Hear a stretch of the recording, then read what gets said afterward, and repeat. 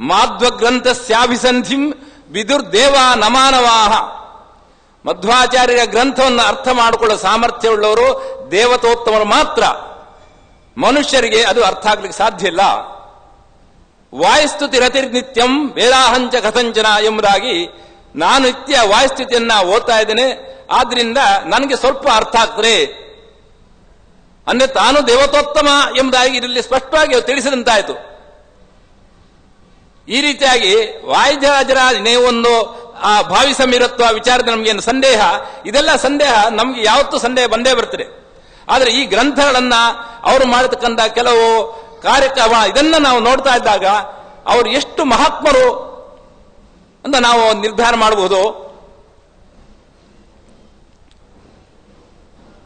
ಆನಂದ ತೀರ್ಥರ ಮತವನ್ನ ಸ್ವೀಕಾರ ಮಾಡಿದ್ರೆ ನನಗೆ ಯಾವ ದುರ್ಜನದಿಂದಲೂ ಭಯ ಇಲ್ಲ, ಯಾವ ವಾದಕ್ಕೂ ನಾನು ಹೆದರುವನಲ್ಲ, ಈ ರೀತಿಯಾಗಿ ಉದ್ಘೋಷಣೆ ಮಾಡಿದವರು ವಾದಿರಾಜ ಸ್ವಾಮಿಗಳು.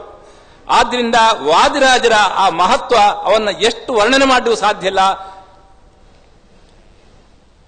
ಎಲ್ಲಾ ವಾಕ್ಯದಲ್ಲೂ ವಾದಿರಾಜ ಸ್ವಾಮಿಗಳ ಅವರ ಒಂದು ಯುಕ್ತಿನಿಷ್ಠತೆ ಬಹಳ ಚೆನ್ನಾಗಿರುತ್ತದೆ. ಅದು ಎಷ್ಟು ಸೌಂದರ್ಯಪೂರ್ಣವಾಗಿದೆ. ಎಲ್ಲ ಲೌಕಿಕ ದೃಷ್ಟಾಂತಗಳನ್ನು ಕೊಟ್ಟು ಮನಸ್ಸಿಗೆ ಬಹಳ ಖುಷಿ ಕೊಡುವಂತೆ ಅವರು ವರ್ಣನೆ ಮಾಡ್ತಾರೆ. ಆದ್ರಿಂದ ಈ ಕಾವ್ಯ ಪ್ರಭುತ್ವ, ಅದರಿಂದ ರುಕ್ಮಿಣೀಶ ವಿಜಯ ಅಂತ ಮಹಾಕಾವ್ಯವನ್ನು ರಚನೆ ಮಾಡಿದ್ದಾರೆ. ಇದನ್ನು ಎಷ್ಟು ಒಂದು ಅನತಿಕಾಲದಲ್ಲೇ ಅವರು ರಚನೆ ಮಾಡಿದ್ದಾರೆ. ಇಂತಹ ಶ್ರೇಷ್ಠವಾದ ಕಾವ್ಯದಲ್ಲಿ ಅಲ್ಲಿಯೇ ಸಿದ್ಧಾಂತ ಪ್ರಮೇಯಗಳನ್ನು, ಎಷ್ಟೋ ಸಿದ್ಧಾಂತ ಪ್ರಮೇಯಗಳನ್ನು ಹೇಳ್ತಾರೆ. ಬರೀ ಕಾವ್ಯ ಅಂತ ಹೇಳಿದ್ರು, ಸಚ್ಚಾಸ್ತ್ರ ಕಾವ್ಯೋದಿತೆ ಅಂತ. ಇದು ಶ್ರೇಷ್ಠವಾದ ವಾದಿರಾಜ ಹೇಳ್ಕಂತ ದೊಡ್ಡವಾದ ಕಾವ್ಯ ರೂಪ ಅಂತ, ಶಾಸ್ತ್ರ ರೂಪ ಅಂತ ಕಾವ್ಯ ಇದು. ಇಲ್ಲೇ ಅನೇಕ ಶಾಸ್ತ್ರ ವಿಷಯಗಳನ್ನ ಆ ಪ್ರಥಮ ಸರ್ಗದಲ್ಲೇ ಹೇಳ್ಕೊಂಡು ಹೋಗಿದ್ದಾರೆ. ಪರಮಾತ್ಮನ ಜನ್ಮ ಇಲ್ಲ, ಪರಮಾತ್ಮ ಜನ್ಮ ಅಂದ್ರೆ ಬರೀ ಅವತಾರ, ಇಂಥ ಇತರ ವಿಷಯಗಳನ್ನ ಅವರು ವಾದಿರಾಜ ಸ್ವಾಮಿಗಳು ಅನೇಕ ಸಿದ್ಧಾಂತ ಪ್ರಮೇಯಗಳನ್ನ ಬಹಳ ಯುಕ್ತಿಯುಕ್ತವಾಗಿ ಸಮರ್ಥನೆ ಮಾಡಿದ್ದಾರೆ. ಹೀಗೆ ವಾದಿರಾಜರ ಎಲ್ಲಾ ಗ್ರಂಥಗಳು ಅತ್ಯಂತ ಮನೋಹರವಾಗಿರ್ತಕ್ಕಂಥ ಇದ್ದವರು. ಆದ್ರಿಂದ ನಮ್ಗೆ ಎಲ್ಲಿ ಅದು ವಿಷಯ ಸರಿಯಾಗಿ ಮನದಟ್ಟಾಗುವುದಿಲ್ಲ, ಅಲ್ಲೆಲ್ಲ ವಾದಿರಾಜರ ಗ್ರಂಥಗಳನ್ನು ನೋಡಿದ್ರೆ ಆ ವಿಷಯ ಮನದಟ್ಟಾಗ್ತದೆ ಎಂಬುದರಲ್ಲಿ ಯಾವ ಸಂದೇಹವೂ ಇಲ್ಲ.